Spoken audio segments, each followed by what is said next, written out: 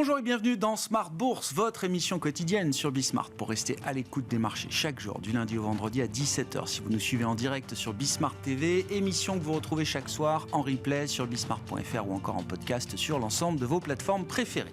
Au sommaire de cette édition ce soir, une semaine qui montre peut-être une forme d'épuisement dans la dynamique des actifs risqués, notamment des marchés actions. On l'a vu hier soir, même l'envolée spectaculaire de Nvidia ne suffit plus à tirer les indices américain à la hausse quand Nvidia prenait plus de 9% hier soir tout au long de la séance. On a vu quand même une grande majorité des actions américaines terminer en baisse avec un S&P qui a même reculé de 0,7% malgré l'envolée de Nvidia. On parle d'une action quand même à près de 2,5 trillions de dollars de capitalisation boursière. Et puis en Europe, on voit se mettre en place depuis quelques semaines maintenant peut-être une rotation vers des secteurs un peu plus défensifs par rapport à ce qu'on a pu observer au premier trimestre où les grandes valeurs cycliques ou les grands secteurs cycliques, la banque, l'automobile, la tech et notamment la hard tech ont été des secteurs majeurs jusqu'au mois d'avril. Depuis, effectivement, il y a peut-être une forme de redistribution des cartes qui s'installe sur le marché actions en Europe. Ce sera un des sujets de discussion avec nos invités dans un instant. L'autre gros morceau étant évidemment les enjeux de politique monétaire puisque la fin du printemps approche, que nous allons entrer dans le mois de juin avec évidemment la première baisse de taux attendue de la Banque Centrale Européenne. La question étant, que va-t-il se passer ensuite ? Là aussi, c'est un sujet de discussion majeur, alors que du côté de la Fed, le calendrier reste toujours mouvant et assez décalé par rapport à ce qu'on peut attendre des banques centrales en Europe, certaines d'entre elles ayant même déjà commencé à initier leur première baisse de taux. On l'a vu en Suède ou encore en Suisse ces dernières semaines. Et puis dans le dernier quart d'heure de Smart Bourse, focus sur le secteur de la santé à travers le prisme des opérations sur capital. Les IPO sont-elles de retour ? La thématique fusion-acquisition également peut-elle ranimer un peu ce secteur de la santé ? Nous en parlerons avec un spécialiste du healthcare, managing director chez Bryan Garnier. C'est Vincent Meunier qui sera avec nous en plateau à partir de 17h45.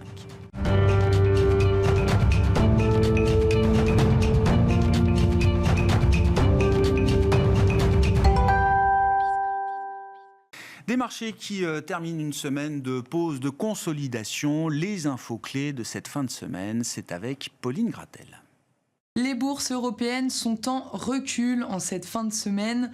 L'effet Nvidia a été de courte durée puisque maintenant les investisseurs ont à nouveau les yeux rivés sur les politiques monétaires des banques centrales. Le CAC 40 tourne autour des 8080 points et cède 0,30% en moyenne aujourd'hui. Sur le plan macro, aujourd'hui, les investisseurs ont pris connaissance de la seconde estimation de la croissance du PIB allemand pour le premier trimestre, qui est confirmée à 0,2%. Aux États-Unis, les commandes de biens durables d'avril sur un mois ressortent inférieures au consensus et au mois précédent à 0,7% contre 0,8% en mars et contre des estimations de 0,9%. En version cœur, elle s'élève à 0,4% alors que le consensus était de 0,1%. Dans le monde des cryptos, aux États-Unis, nouvelle info, après avoir approuvé en janvier les ETF Bitcoin Spot, la SEC, le gendarme boursier américain, donne son go pour les ETF Ether Spot. Ces fonds indiciels seront basés donc sur la crypto-monnaie Ethereum. Toujours aux États-Unis, concernant l'actualité des sociétés, Boeing déçoit encore. Le directeur financier du groupe, Brian West, fait état de prévisions de trésorerie négatives pour 2024. Depuis le début de l'année, Boeing perd un tiers de sa capitalisation boursière. Le titre ouvre pourtant en légère hausse à Wall Street après ces nouvelles annonces. Dans les autres entreprises américaines, sur le devant de la scène aujourd'hui, il y a aussi Tesla qui a baissé la production de son modèle Y dans une usine chinoise depuis le mois de mars de 33%, d'après les données de l'association chinoise des constructeurs automobiles.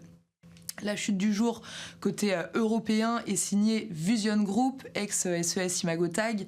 Le groupe est accusé d'irrégularité comptable, des accusations via X sur un tweet de Shadowfall.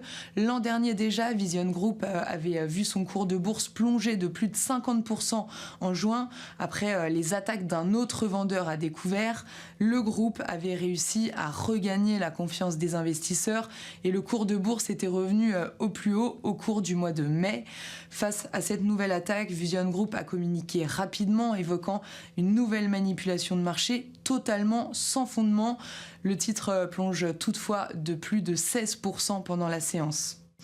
Dans les hausses du jour, la Compagnie des Alpes prend 8% au cours de la séance, après avoir publié un chiffre d'affaires record de 760 millions d'euros, en croissance de plus de 12% au premier semestre. L'exploitant des domaines skiables de Val d'Isère, de Méribel ou encore de Serre-Chevalier en profite aussi pour réviser à la hausse ses prévisions. Dans les valeurs du CAC 40, Renault est en pleine forme et prend jusqu'à 4% aujourd'hui, après que UBS a relevé sa recommandation sur la valeur de neutre à vendre. L'objectif de cours passe de 31 à 50 euros. Le début de la semaine prochaine sera relativement calme avec un lundi férié côté US pour le Memorial Day, mais le reste de la semaine sera rythmé par la publication de la seconde estimation du PIB américain pour le premier trimestre et par l'estimation rapide de l'inflation de mai en zone euro. Tendance, mon ami, chaque soir en ouverture de Smart Bourse, les infos clés du jour sur les marchés avec Pauline Gratel sur Bismart.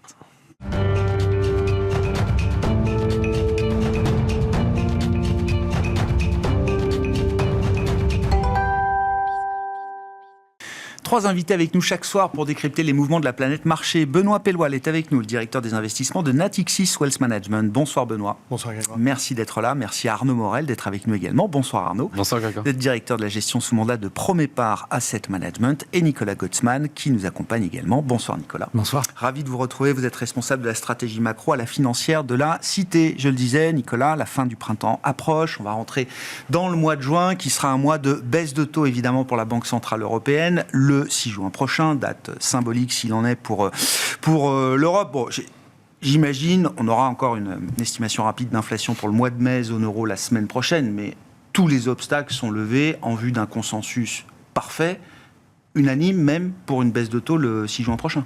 Alors, unanime, je ne sais pas. En tout cas, le consensus a été obtenu. Ça, c'est voilà, le consensus a été obtenu. Je pense que ça a été confirmé notamment aujourd'hui par Isabelle Schnabel, qui, à mon avis, n'est pas vraiment la plus favorable à une baisse de taux. Mais je pense qu'ils se sont mis d'accord, effectivement, qu'on ait cette baisse de taux au mois de juin. Par contre, la discussion maintenant va porter vraiment sur le cycle de baisse. Est-ce qu'on va continuer ou pas dans ce sens-là? Et là, elle a dit aujourd'hui que oui, il y a une opposition claire. Et d'ailleurs, elle a été, je pense, assez franche sur la situation. Elle dit, en gros, elle pense que le dernier kilomètre dans l'inflation va être difficile à accomplir. Elle indique également qu'elle voit bien qu'au sein des gouverneurs, il y a une partie qui considère qui ne croit pas à cette théorie-là et qui considère que le retard pris par l'économie européenne sur l'économie américaine, couplé à la baisse réelle de l'inflation en zone euro, est suffisante pour pouvoir justifier un cycle de baisse de taux un peu plus agressif que ce qu'elle envisage. Donc pour le moment, on a vraiment ce débat qui existe et la question maintenant, ça va effectivement être celui de savoir quelle majorité va pouvoir ressortir de la BCE. Pour le moment, on va dire depuis 2 ans, on a clairement une majorité qui est favorable, on va dire, à une politique qui est plus stricte qu'on aurait peut-être pu l'imaginer à un moment. Il y a peut-être un rééquilibrage qui est en cours, mais je pense qu'actuellement, on a encore une majorité qui est un peu plus hawk que je ne le souhaiterais, par exemple. Oui, j'entends. Et qui n'ira pas beaucoup plus loin. Donc on peut dire que juillet paraît peu probable, à moins qu'on ait vraiment des données qui soient satisfaisantes.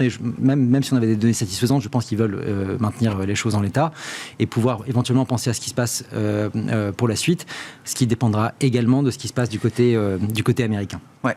Qu'est-ce qui pourrait faire évoluer ce consensus vers quelque chose d'un peu plus systématique, effectivement, dans ce cycle de baisse de taux? Nagel le disait également dans les Échos cette semaine, il refuse toute idée d'un pilotage automatique ou de baisse de taux en pilote automatique au-delà de celle de juin.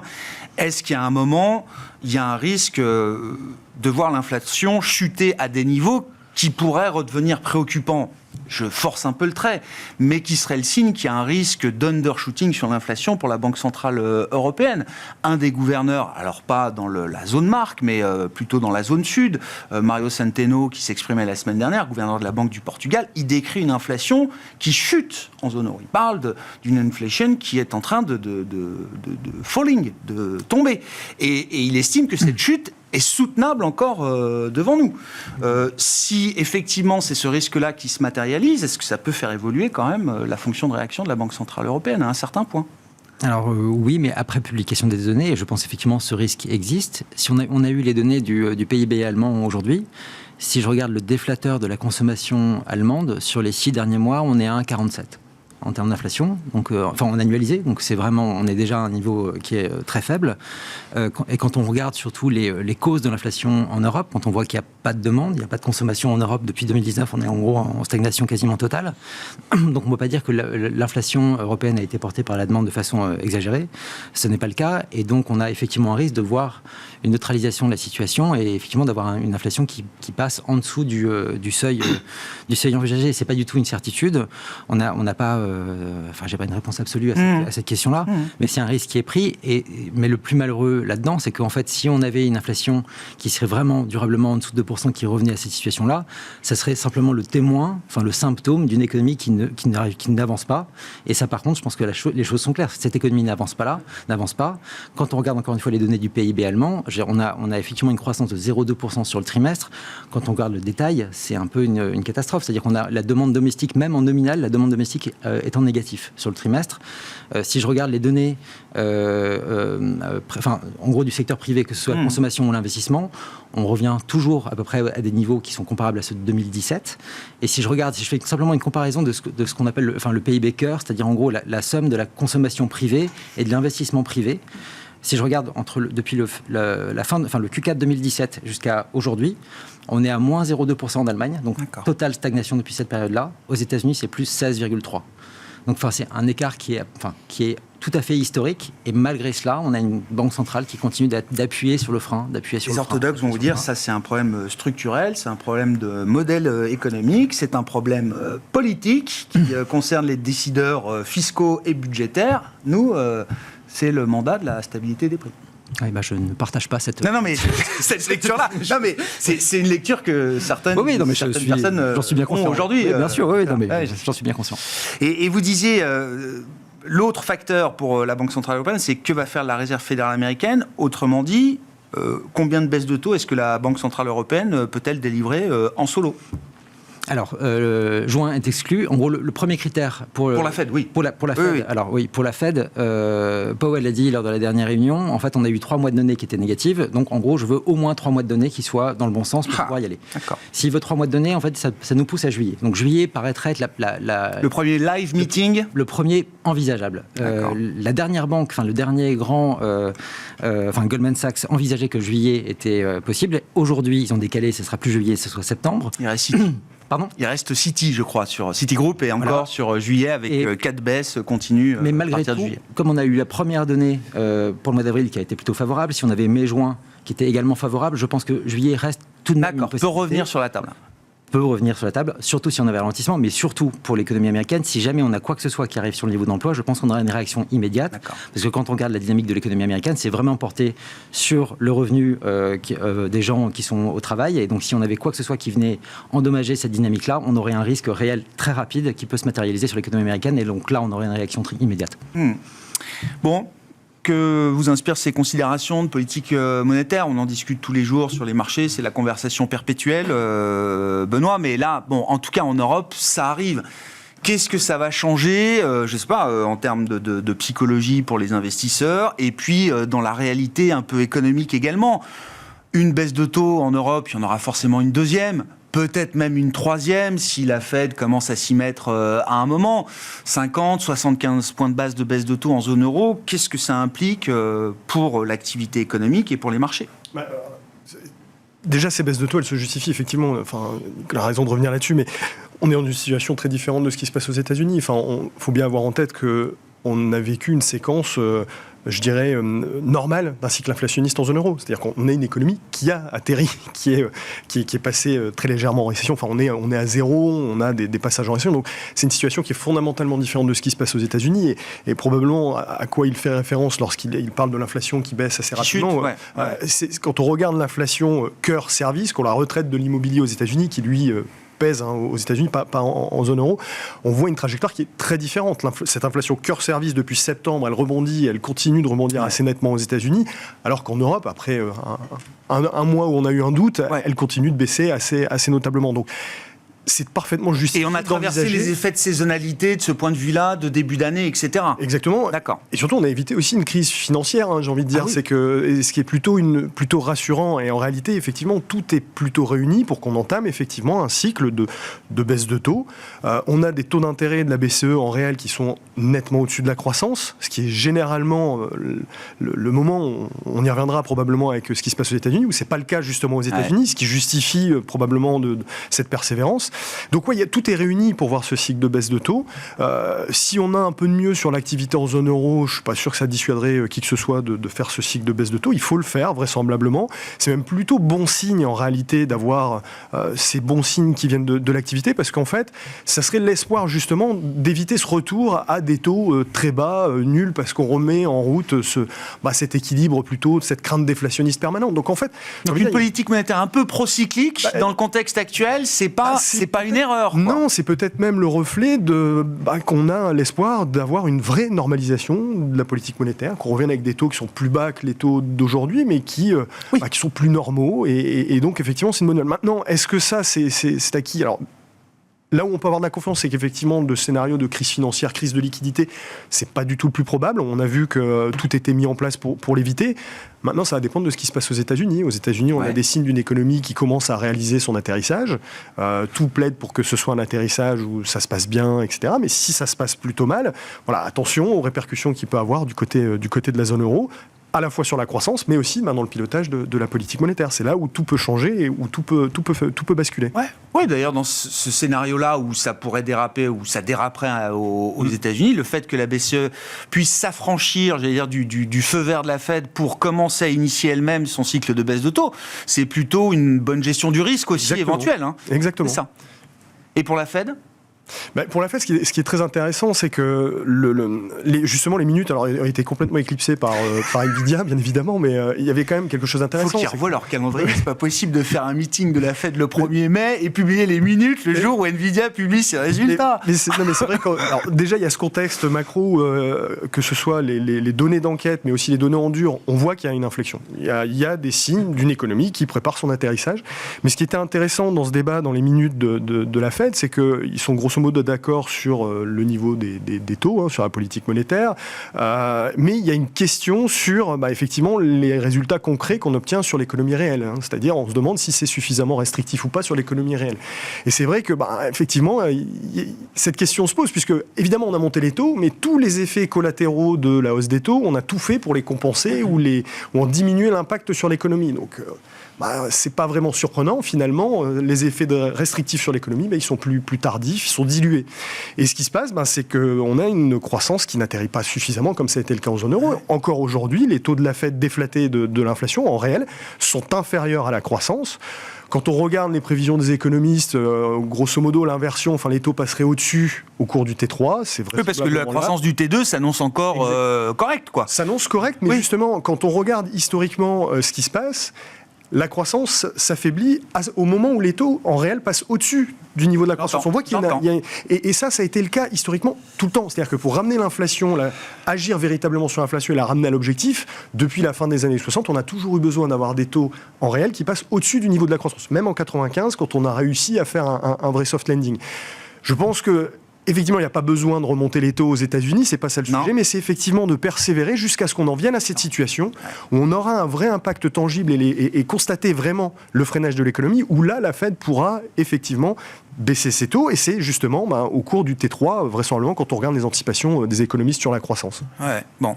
Et une Fed, alors dans un scénario, j'allais dire économique favorable ou trop favorable, une Fed qui mettrait beaucoup plus de temps encore à initier son mouvement de baisse de taux, ça aurait là aussi un impact sur la capacité de la BCE à poursuivre son mouvement ? C'est c'est ce qui serait difficile. On peut faire cavalier seul, puisque l'économie, il y a effectivement une divergence entre les économies, mais il y a des effets qui empêcheront que ça évolue radicalement différemment. C'est immanquablement la BCE, à un moment ou à un autre, sera obligée de prendre en compte ce qui se passe du côté des États-Unis. Bon, comment vous regardez ça, Arnaud, notamment en tant que gérant action, notamment, est-ce que c'est un sujet qui intéresse les actions aujourd'hui quand même, ces histoires de baisse de taux ? Non, mais sachant que l'inflation est plus à 10% et que pour les marchés actions, c'est-à-dire que l'inflation soit 2,5, 3... Franchement, on l'a vu à travers les résultats, ça pose pas non plus de défi majeur à ce stade-là. Non, après on l'a vu un petit peu dans les résultats, dans les top lines qui étaient un peu en deçà. Mais le point positif, il y en a beaucoup, notamment pour la zone Europe. Aujourd'hui, c'est ce qu'on dit, on a un alignement des planètes, hein, ce qui était dit auparavant, une désynchronisation des politiques monétaires, donc avec une baisse des taux directeurs de la Banque Centrale Européenne qui va redonner un peu d'oxygène à l'économie. Donc ça, c'est quelque chose de bien. Le deuxième point, c'est les révisions, on va dire, on regarde les derniers indicateurs économiques qui sont sortis, c'est le rattrapage du manufacturier, qui reprend la dynamique des services. On a les indicateurs de surprise économique en zone euro qui décorrèlent clairement par rapport aux États-Unis, même par rapport au Japon, dans le même sens que la Chine. Donc un partenaire privilégié de la zone économique européenne, donc ça c'est très bien. Les révisions d'IPS qui se reprennent en zone économique européenne également, pareil, au Japon c'est aussi très impressionnant, aux États-Unis aussi, mais l'Europe repart. Je reprends un exemple, depuis le 31 octobre, c'est pas dur, jusqu'au 15 avril, du 31, le rebond de 18%. La période de bull run qu'on connaît ces derniers mois. Il se fait en récession des bénéfices et se fait que sur les anticipations de baisse de taux en zone économique européenne, alors qu'on avait une croissance des BPA de l'ordre de 8% sur la partie américaine. Donc plein de choses qui nous faisaient poser question, aujourd'hui semble être porteur sur du court moyen terme pour la zone économique européenne, clairement. Donc le marché a plutôt bien vu ce point d'inflexion qui arrive maintenant pour le momentum bénéficiaire en Europe. Et on le voit, la surperformance des marchés européens maintenant depuis 6 semaines en bourse. Là sur la consolidation, il n'y a pas de divergence majeure avec la zone américaine. Le Dow Jones perd 2, la zone économique européenne ça en perd 0, l'Eurostock 50 il en perd 0,50. Voilà, donc plein de choses salvatrices et porteuses, on va dire, pour du court moyen terme. Et c'est quelque chose, ma question étant, est-ce que ça peut continuer de se diffuser ou est-ce que si on considère que le marché a déjà bien anticipé ce petit décollage de l'Europe accompagné de quelques baisses de taux de la Banque Centrale Européenne, est-ce qu'il y a un moment un peu buy the rumor, sell the news devant nous ? Après, vous savez, on a quand même un maintien avec les niveaux de valorisation qui sont quand même aujourd'hui intéressants en zone Europe. Clairement, on a 14 fois les bénéfices. Je suis juste en dessous de la moyenne 10 ans, je suis en dessous de la moyenne 20 ans. C'est la seule zone, on va dire, des pays développés où je suis en dessous de la moyenne. Et j'ai des révisions de BPA. Je me répète, mais c'est c'est les catalyseurs principaux. Bien sûr, à la fin de la journée, ça compte. Voilà. Donc, on maintient sur ces niveaux-là. Après, on verra un petit peu comment ça se passera. Est-ce qu'ils vont rebaisser en juillet? Est-ce qu'ils vont rebaisser en septembre? Après, moi, j'acte aujourd'hui la baisse des taux directeurs, une bouffée d'oxygène pour l'économie. Les boîtes qui publient bien, qui maintiennent aujourd'hui sur la partie, je vous disais, en chiffre d'affaires un peu court, mais sur la partie résultat, c'était quand même très bon en zone Europe. Aux États-Unis, mais c'est toujours un peu comme ça. Donc ça, c'est quand même des éléments qui sont probants. Et un marché qui prend la densification des taux de participation beaucoup plus importants en zone Europe. Clairement, on voit les small mid qui reprennent, on voit les cycliques, on voit les banques qui ont fait un run exceptionnel depuis 2 mois. Alors qu'aux US, il n'y a plus que Nvidia qui monte, quoi. C'était la séance d'hier. Mais c'est... Après, peut-être que sur du court terme, sur les 2 prochaines semaines, on manque de catalyseurs en amont des banques centrales. On a fini la période des publis. Le gros, on va dire, market mover, c'était Nvidia. Voilà. Donc on peut avoir une consolidation saine sur les marchés tant qu'on ne casse pas les 7009 sur le CAC, qu'on ne casse pas les 4008. Oui. Voilà, les fameux... un schéma de range de latéralisation, comme disent les analystes. Qu'est-ce que ça change? Je reviens à cette question, mais quelques baisses de taux en zone euro, qu'est-ce que ça change sur les dimensions que vous regardez, Nicolas? Est-ce que ça change un peu le profil conjoncturel devant nous? Quel impact ça peut avoir sur le Forex? L'euro tient quand même plutôt pas mal. J'imagine que ces marchés-là ont anticipé quand même un peu de divergence de politique monétaire entre les US et la zone euro, etc. quoi. Mais au début, évidemment, une baisse de taux peut avoir un impact, mais on va dire on est quand même à un niveau qui est très élevé. C'est pas les 25 points de base qui vont avoir un impact délirant. Par contre, ce qui peut être vraiment intéressant, c'est la modification du discours. Ça peut vraiment avoir un impact. C'est ce que je disais précédemment sur cette histoire de majorité. On a une majorité qui est plutôt stricte depuis 2 ans, qui est là. Si jamais le marché comprend qu'on a un changement de majorité, c'est-à-dire une vision différente qui va être appliquée pour la suite de la zone euro, on peut avoir quelque chose qui peut être beaucoup plus ambitieux. Plus puissant et qui peut porter un peu plus la croissance européenne. On a ça et on a quand même aussi une initiative politique qui n'a, enfin, pour l'instant, enfin, qui de mémoire en gros n'a pas existé précédemment.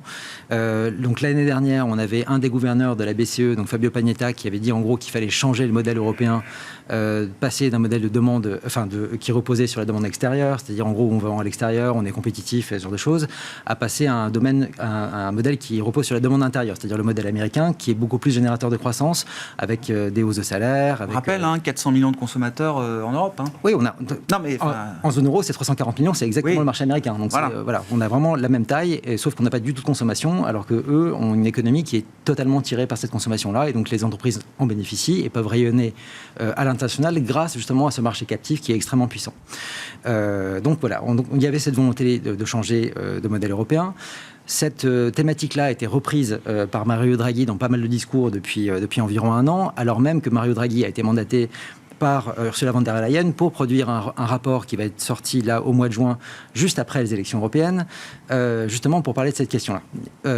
Et on a un président français, donc Emmanuel Macron, qui porte cette idée également, avec une volonté de modifier le mandat de la Banque Centrale Européenne pour intégrer un volet de croissance, plus, comme le dit Draghi également, faire un cycle d'investissement public assez lourd en Europe, pour pouvoir relancer la machine, et exactement dans l'objectif de modifier cette stratégie de compétitivité qu'on a en Europe depuis le début de l'existence de la zone euro, vers un modèle qui est plus celui des États-Unis. Évidemment que ça va être extrêmement difficile politiquement d'arriver à obtenir ce résultat-là, mais par contre, évidemment d'un point de vue boursier, si en gros l'idée c'est de changer le modèle européen pour en faire un modèle de croissance comme celui des États-Unis, vous avez aujourd'hui des niveaux de valorisation et un marché qui peut être extraordinairement attrayant, c'est clair, pour les années à venir. Ouais.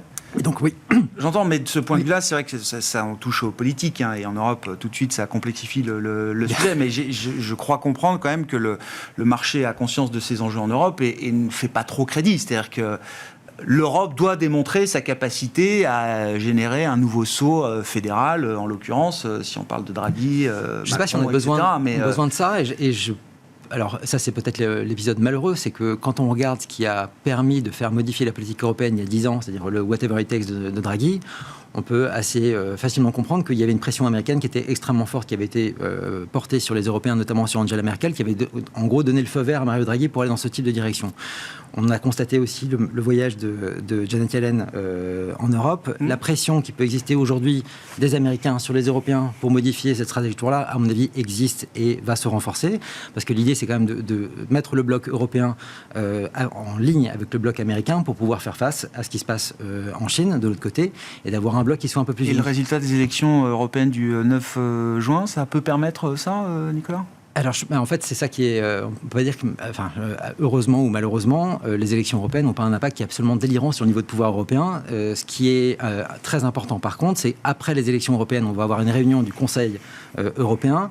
Le Conseil européen est le vrai organe de pouvoir en Europe, et le Conseil européen va définir un agenda qui va être donné à la Commission européenne. C'est cette discussion-là qui va être importante. D'accord. Évidemment, les poids politiques des différents gouvernants européens va varier en fonction du résultat des élections de chacun. Donc on peut dire que les deux grands pays ne vont pas avoir un pouvoir qui va être véritablement renforcé pendant cette séquence-là. Ça, c'est à peu près clair.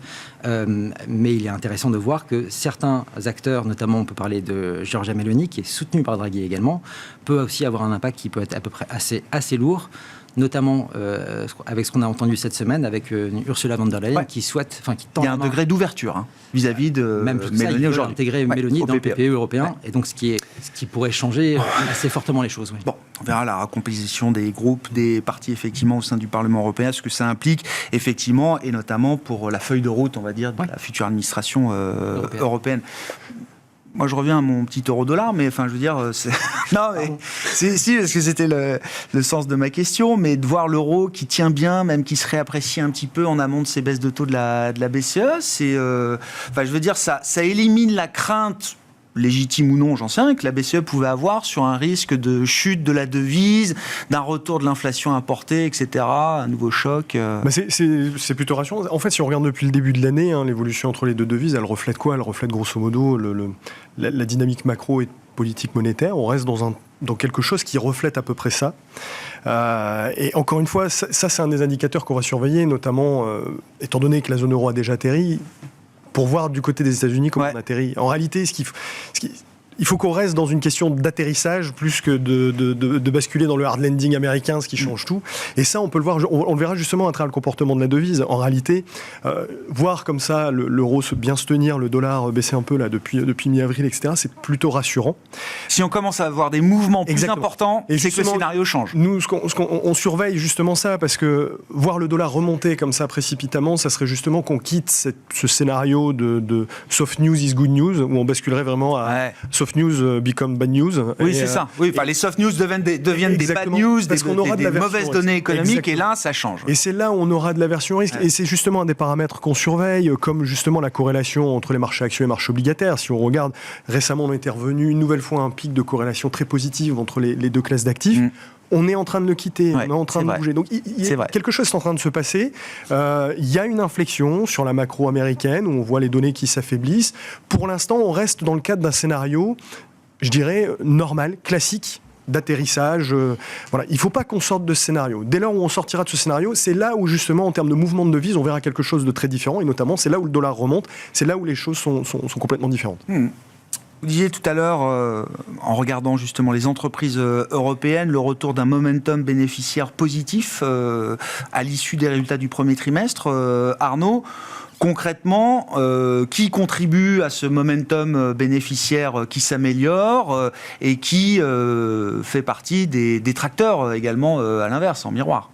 À la surprise un peu, on va dire, générale, quand on regarde, c'est le secteur technologique, en tout cas, qui contribue le plus négativement, en tout cas sur la séquence de publication du premier trimestre de l'année. Depuis le 15 avril, on a 90% des boîtes qui ont publié, j'ai des révisions bénéficiaires de moins 2,5% sur le secteur technologique. Et on le voit sur la performance boursière qui ont suivi. C'est ça qui est très intéressant actuellement sur les marchés, justement, cette corrélation vraiment entre les BPA et les cours.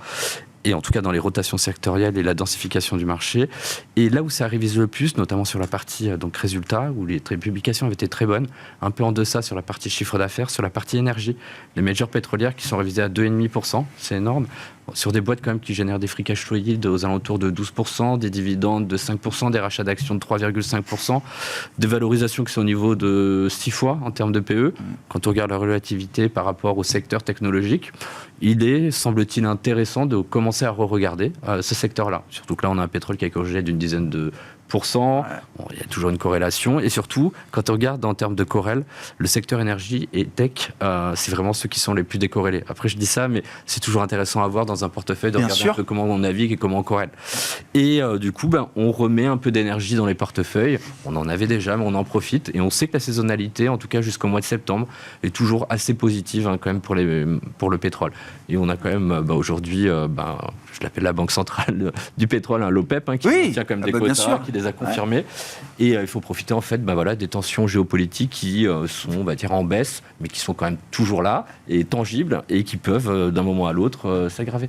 Donc un secteur qu'on aime beaucoup, le secteur des utilities aussi, en se disant, aujourd'hui... ça a commencé à frémir un peu, là, ces derniers temps. Partant, voilà intéressant, parce qu'il y a autre secteur très en retard, là, exactement. Services au collectif. Alors, toujours un très corrélé au mouvement, on va dire, des taux longs. Et début d'année, on a pris pratiquement 15-20 BP sur les taux longs européens. Le secteur des utilities a fait moins 12, moins 13, avec, on va dire, vraiment celles qui étaient les plus endettées, les utilities dans la partie énergie, les EDP, EDPR, qui font Enel qui font entre moins 10 et moins 20. Donc il y a de quoi rattraper. On se rappelle justement du 1er novembre à la fin d'année, c'est un secteur qui a fait pratiquement 10%.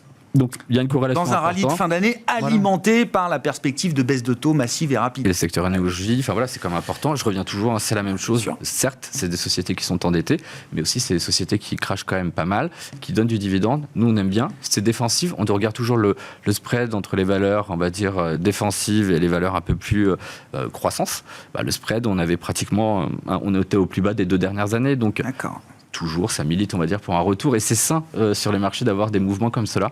Donc on aime bien les utilities. J'avais parlé à la dernière émission, on avait intégré Veolia Environnement. Je sais pas si vous avez vu, mais elle a pris pratiquement une douzaine de pourcents. Ça a bien tenu. Très bonne publication. Ça allait dans le sens, le cahier des charges, on a de la visibilité. Et si en plus, la reprise économique se concrétise en zone euro, se renforce. Il y a quand même une partie cyclique dans Veolia Environnement, c'est la partie déchets. Alors c'est beaucoup plus diversifié qu'il y a 15 ans sous Proglio. Proglio. Et tout à fait. Donc voilà, c'est voilà, une société qui a énormément changé. C'est un bon profil pour vous à avoir là pour la séquence de marché Veolia, du deuxième semestre. Si on va chercher un peu l'idée des retardataires, avec la perspective de baisse de taux, est-ce qu'il faut descendre en taille de capi ? Exactement, c'est ce qu'on fait. Voilà, on en avait parlé en fin d'année. C'était un peu l'idée qu'on avait un peu tous, un peu aussi peut-être en manque d'idées après le formidable rallye. Mais là, on le regarde, ça se matérialise. Les small mid, elles ont pris pratiquement 7-8%, en tout cas en spread sur les 6 dernières semaines. On le voit aussi, on a des flux qui re-rentrent un petit peu quand on parle aux gérants des small mid. Et ça, c'est important. Les flux, c'est ce qui matérialise quand même la performance sur les small mid. On entend dire, alors c'est toujours que les investisseurs américains aussi regardent un petit peu l'univers des petites et moyennes capitalisations européennes, parce que la valorisation n'est pas attractive. Bien qu'ils trouvent des idées aujourd'hui. Vous êtes à 8-9 fois. Alors la valo ne fait pas tout, mais c'est comme des sociétés à forte croissance qui ont délivré des bons résultats. Les révisions de BPA ont été un peu plus négatives sur la séquence, mais en général, celle on aime bien reprendre, et on reprend toujours, si on a une reprise économique un peu plus tangible et un peu plus dynamique. Excusez-moi. Les petites et moyennes capitalisations. J'espère que si les Américains se mettent à acheter nos small et mid cap, j'espère que les Européens ne seront pas en reste non plus de ce point de vue-là. Enfin, je veux dire...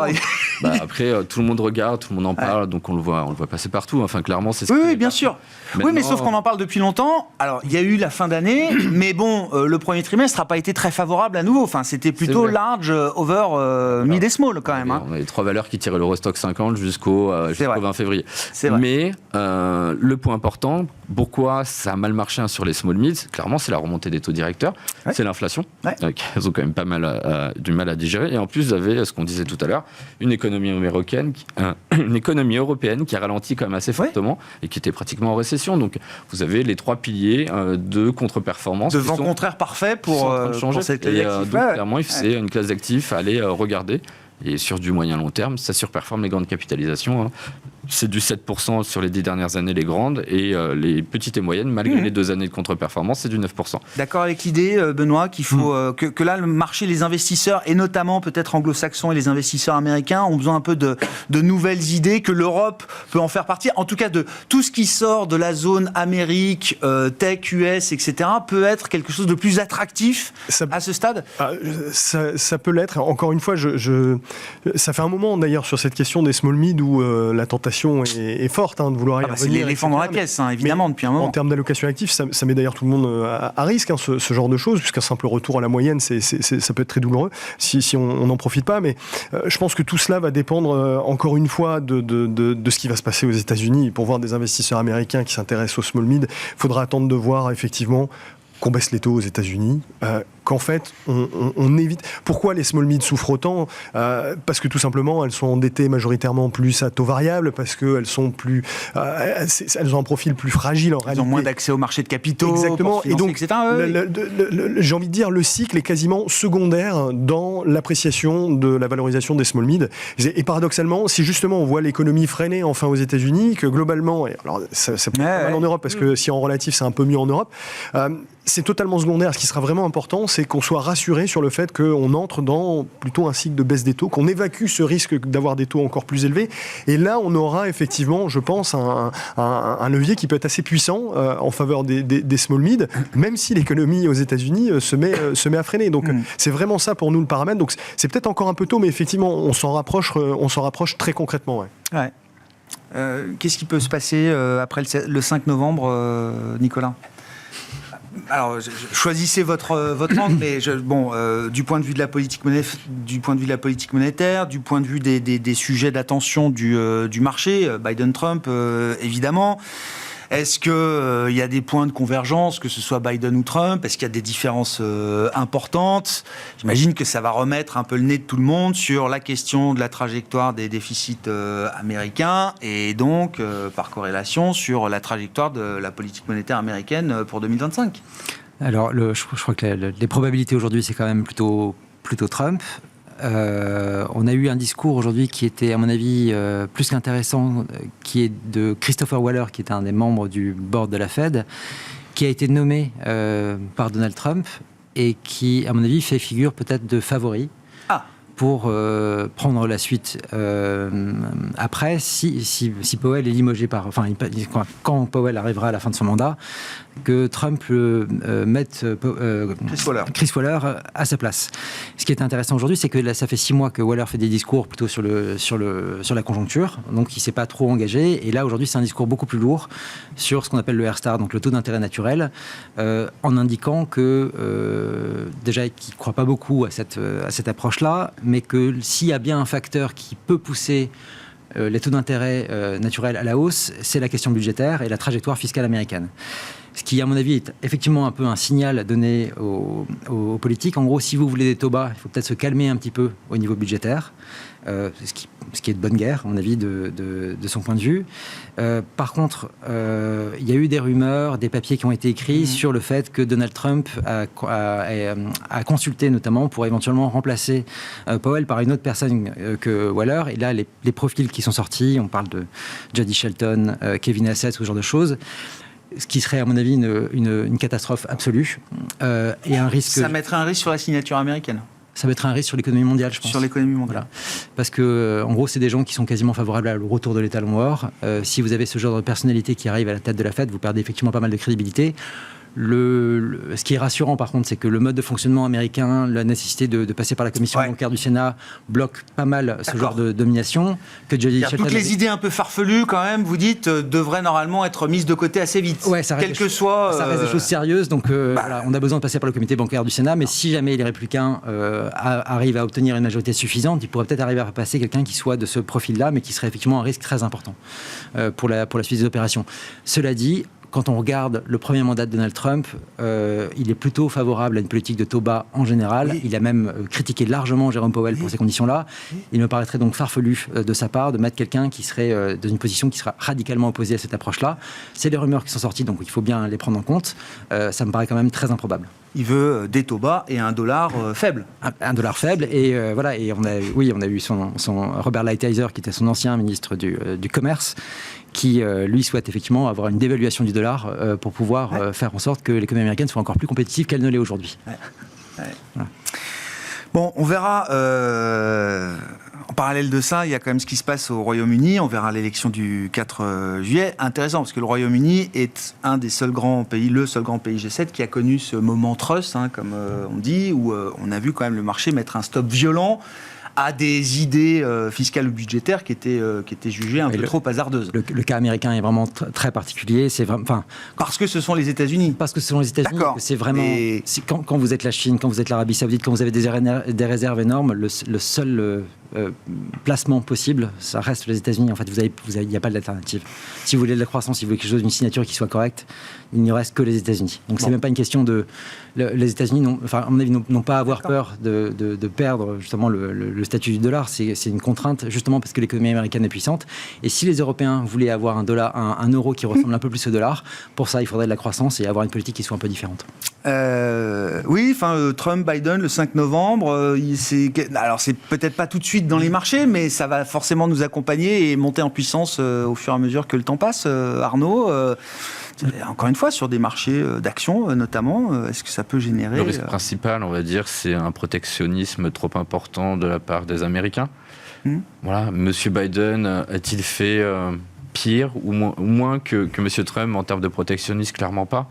Enfin, il a été quand même assez offensif là-dessus. On le voit encore il y a quelques jours sur les... Il n'est pas revenu sur les tarifs Trump, par exemple. Oui, ça, c'est sûr. Il applique des nouveaux tarifs douaniers et on va sur... Là, je vous parle du solaire parce que c'est l'actualité, mais le solaire américain, clairement, il applique des tarifs douaniers sur les panneaux, sur l'importation des panneaux solaires chinois. Il a raison. mais voilà, après, moi, je ne vois pas de risque, en tout cas. Enfin, pour nous, ce qu'on n'aime pas sur les marchés, c'est un protectionnisme démesuré. D'accord. Et voilà, en tout cas, moi, je le ressens comme ça. Et je me dis que Trump, c'est plus oral que... M. Biden a déjà fait beaucoup de choses. Aller plus loin. Après, c'est comment va-t-il gérer la partie budget? Tout le monde se demande, effectivement. Je n'ai pas la réponse. Je crois que le textbook Trump, c'est assez simple. On baisse les impôts partout où on peut les baisser. C'est ça qui est pour tout le monde, quoi. Déconcertant. Et qui peut être un problème sur l'année 2025. Bon, ça peut remettre en cause tout ce qu'on s'est raconté jusqu'à présent sur la trajectoire notamment de la Fed à un certain point. On ne sait jamais avec un personnage comme Trump en l'occurrence, mais il y a peut-être mais même Biden 2, moi je me demande aussi ce que Biden 2 donnerait. Est-ce que c'est une continuité de son mandat ou est-ce que ça peut apporter aussi des éléments nouveaux pour le marché, quoi? J'ai envie de dire en termes de dépenses, etc., on voit qu'en fait au final c'est un peu le même profil. C'est deux façons différentes. Alors on aboutit au même déficit. Exactement. D'accord. C'est à peu près... Il y a des chèques d'un côté, des baisses d'impôts de l'autre. Il y a quand même un paramètre, j'ai envie de dire, avant l'élection même, qui va être important, c'est que cette capacité à dépenser très fortement, elle vient aussi d'une situation particulière où on a entretenu des conditions de liquidité qui étaient très favorables pour le faire. Encore une fois, c'est la première fois où on a mis en place tout un tas de moyens pour opérer un resserrement monétaire d'ampleur, baisser la taille du bilan de la Réserve fédérale dans des conditions de liquidité qui ont été très satisfaisantes. Si on n'avait pas eu ces conditions de liquidité très satisfaisantes, les réserves des banques, notamment, auraient été mises à contribution. Et il n'est pas du tout acquis que l'État américain se serait permis de dépenser autant. Donc je pense que d'ici les élections, et effectivement, le discours de Waller est intéressant de ce point de vue-là, c'est que ce sujet de la dépense va revenir de façon beaucoup plus aiguë d'ici les élections. Et je ne suis pas sûr que, effectivement, si Waller fait figure d'un possible successeur à la Fed, etc., je ne suis pas sûr que Trump utilise son premier mandat comme un exemple de ce qu'il compte faire. Je pense qu'on aura un discours qui peut être assez différent sur la dépense, justement, qui peut avoir justement un point de différenciation assez important par rapport à quelque chose d'assez traditionnel chez les Républicains, de l'idée d'une orthodoxie budgétaire ou d'un peu plus de rigueur par rapport aux années folles. Je pense que vu le profil de dépenses exactement des derniers trimestres, il ne faut pas grand-chose pour faire preuve d'une... Mettre un peu de nuance, ce ne sera pas de l'austérité, de simplement lever un peu le pied sur la dépense. Ouais. Donc je pense que c'est un vrai point de différenciation d'ici les élections qui sera intéressant. Mais la curiosité, c'est qu'il y a plusieurs équipes autour de Trump, et que chaque équipe a ses idées, et que lui, il n'a pas encore choisi quelle équipe il va prendre avec. J'ai même vu, mais je le racontais hier, Peter Navarro, qui était donc le conseiller au commerce extérieur de Trump, l'auteur de The Death by China, etc. Il est en prison, là. Il fait ses interviews. Non, mais il fait ses interviews en prison, il écrit ses articles en prison, parce qu'il a pas voulu témoigner sur les événements du Capitole du 6 janvier, donc je crois qu'il a une petite peine de quelques semaines ou quelques mois, mais il donne quand même des interviews, je crois encore. Et des conseils. Et des conseils, évidemment, depuis sa prison. Merci beaucoup, messieurs, d'avoir été les invités de Planète Marché ce soir. Nicolas Gottsman, la financière de la Cité, Arnaud Morel, Promépar Asset Management et Benoît Pelloal, Natixis Wealth Management.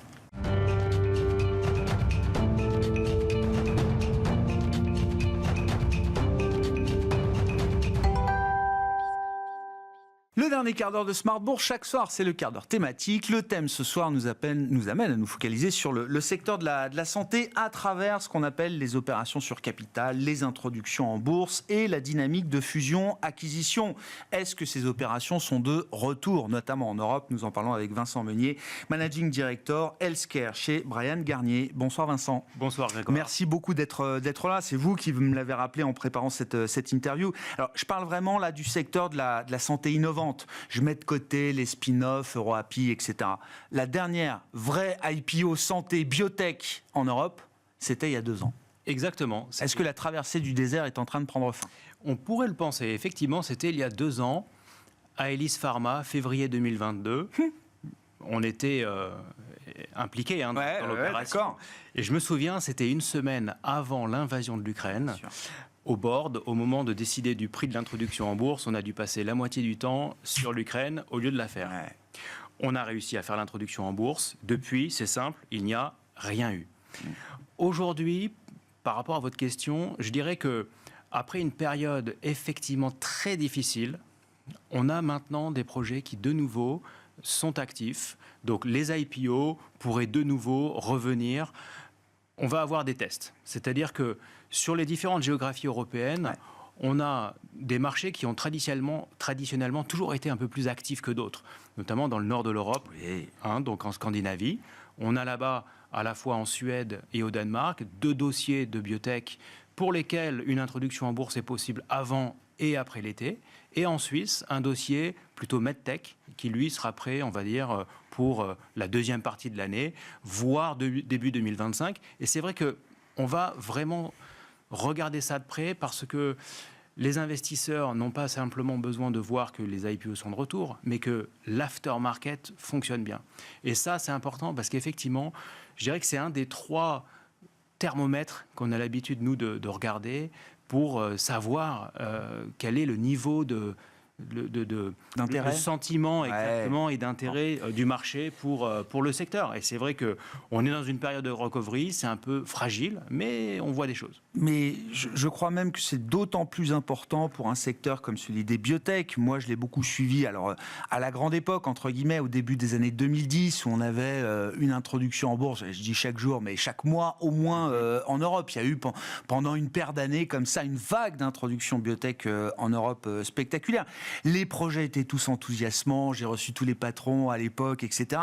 C'était passionnant de découvrir ce secteur, d'en discuter avec eux. Sauf que, à propos d'aftermarket, comme vous dites, Vincent, on s'est aperçu quelques mois, quelques années après, un cycle après, que franchement, en termes de performance boursière, les résultats avaient été décevants, pour ne pas dire très décevants parfois dans certains cas. Quand vous parlez de tests, là, à l'époque contemporaine de 2024, ça fait partie vraiment des enjeux importants regardés par toutes les parties prenantes qui introduisent ces dossiers. Exactement. Alors, c'est vrai que quand on compare au cycle précédent que vous décrivez, à l'époque, peut-être qu'il y avait, je dirais, des signaux faibles qui n'avaient pas été bien perçus. Peut-être que certaines de ces sociétés, tout simplement, n'étaient pas prêtes à aller en bourse. Et à l'époque, on ne peut pas les blâmer. La difficulté était de trouver du financement privé. C'est ça. Si elles n'allaient pas en bourse, il n'y avait plus de financement à trouver à l'extérieur des marchés publics. Exactement. Aujourd'hui, effectivement, la situation a un peu évolué, et dans un bon sens. C'est-à-dire qu'aujourd'hui, une société biotech ou medtech peut trouver davantage de financement plus loin, plus longtemps, et donc se renforcer tant d'un point de vue managérial que gouvernance, que tout simplement aussi capitalisation. Et le moment où elle arrive en bourse, elle est prête. Ce qui veut dire aussi qu'une fois qu'elle est sur les marchés, elle va avoir un meilleur news flow, elle va pouvoir alimenter, on va dire, sa vie sur les marchés de façon un petit peu plus dynamique et solide. Ça a changé. Ouais, je comprends. Effectivement.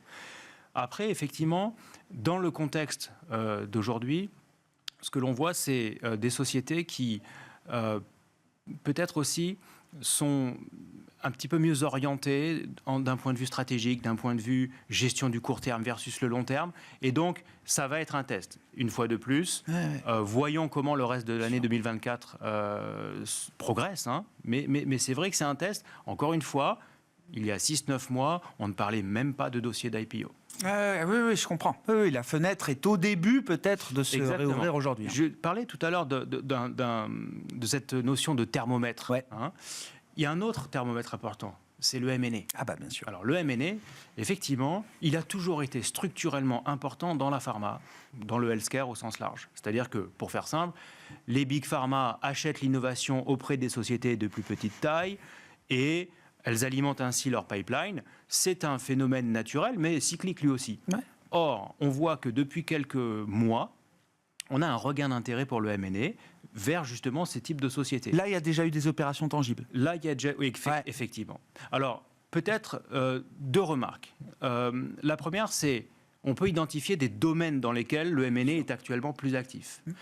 Sans rentrer trop dans les détails techniques, on va dire qu'on peut par exemple mentionner un domaine qui s'appelle les radiopharmaceutiques, qui sont des médicaments qui combinent, on va dire, de la thérapie classique anti-cancer, sur laquelle... C'est la grande famille de l'oncologie, enfin on est dans le domaine de l'oncologie. On est dans le domaine de l'oncologie, sur des médicaments qui combinent, on va dire, un effet chimiothérapie avec un effet, on va dire, induit par des molécules qui génèrent de la radioactivité et qui tuent davantage et mieux les cellules tumorales. Dans ce domaine-là, au cours des peut-être 6-9 derniers mois, on a vu une vague d'investissement massive avec quasiment 10 milliards de dollars dépensés. Des acteurs des 2 côtés de l'Atlantique, Bristol Myers Squibb, Lilly, et en Europe, Novartis, AstraZeneca. Donc ça, c'est vraiment très important. Ouais. Et la deuxième remarque, c'est qu'on peut aussi faire une différence en fonction des acteurs qui sont plus ou moins actifs. AstraZeneca, que je viens de mentionner, est l'un d'entre eux. Au cours des 6 derniers mois, ils ont dû dépenser pas loin de 5 milliards en M&A. En M&A. En M&A biotech. avec effectivement une propension vers les radiopharmaceutiques, mais aussi les maladies rares. Et ça interpelle parce qu'effectivement, c'est à mettre dans le contexte de la grande annonce de Pascal Soriot, CEO d'AstraZeneca. Cette semaine. Exactement. CEO historique d'AstraZeneca, ça fait quoi, une dizaine d'années maintenant, j'imagine qu'il y est. C'est ça, oui. CEO historique d'AstraZeneca qui a fait de ce groupe un vrai groupe de pharma de croissance, ce qui n'est pas le cas de certains autres comparables, on va dire. Exactement. Ouais. C'est vrai qu'AstraZeneca, au moment où Pascal Soriot arrive, il y a un peu plus de 10 ans, c'est à l'époque un groupe qui mixe de la médecine générale, de la médecine de spécialité, mais on va dire sans avoir vraiment de focalisation. Et là maintenant, aujourd'hui, c'est un des leaders de l'oncologie et des maladies auto-immunes et des maladies rares, c'est-à-dire des domaines thérapeutiques qui sont vraiment à haute valeur. Ouais. Et quel est le message qu'il envoyait alors là ? Un gros pavé dans la mare. 80 milliards de dollars de revenus d'ici 2030, alors qu'aujourd'hui, la société en génère à peu près 45-46. Donc c'est vraiment quelque chose de très fort. Comment il va y arriver ? Bien évidemment, en faisant croître ses produits, mais... Il y a une part M&A forcément. Donc ça, c'est pareil, c'est un signal envoyé, non pas au marché, mais vraiment à l'industrie. Comment le marché, là, sur les opérations que vous avez pu suivre, pour une dizaine de milliards, vous disiez, de part et d'autre de l'Atlantique, comment le marché réagit aux opérations ? Qu'est-ce qu'on peut dire du prix payé ?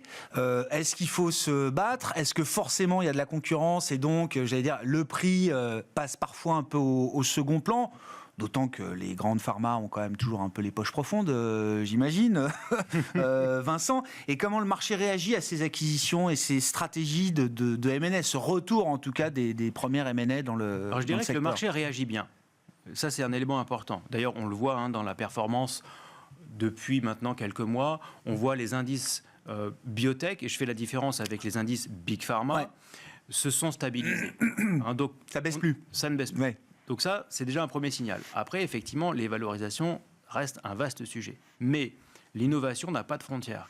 Et aujourd'hui, effectivement, si on veut se positionner dans ces grands domaines, l'oncologie, l'obésité, on est obligé de casser la tirelire. Ça, c'est sûr. Et donc, ce qui veut dire que pour des laboratoires biotech européens, on a vraiment une belle perspective. Je donne un exemple. De nouveau AstraZeneca, Amolyt, société française, transaction qui date maintenant d'il y a un peu plus d'un mois, à un peu plus d'1 milliard de dollars.